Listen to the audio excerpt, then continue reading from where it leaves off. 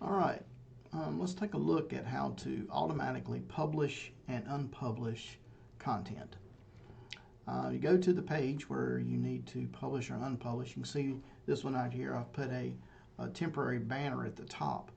Well, let's say on Friday at 9 o'clock, I want this to automatically go away. I want it to unpublish. We can unpublish a whole page, which I don't recommend you do, or you can unpublish just a section of it. That's what we're talking about doing, just a section of that page. So let's take a look at doing that. So if I click on edit and I scroll down, you can see here's all the page configuration information, and right under that is scheduling. This is to schedule the whole page, so I suggest you leave that alone. But as you scroll down, what we're looking for is the page content. If you click on the arrow beside of this, you can see at the top here we have the content banner.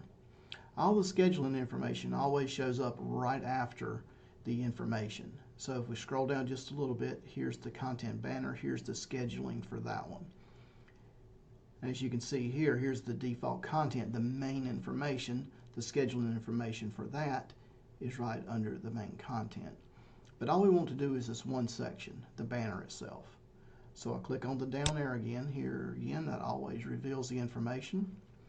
It's already published, so this is something else we could do. We could auto-publish by filling this information in. If we leave it blank, as soon as we hit save, it is published. But if you wanted to publish it in the future, you could put that information in here and it would publish on that date and time.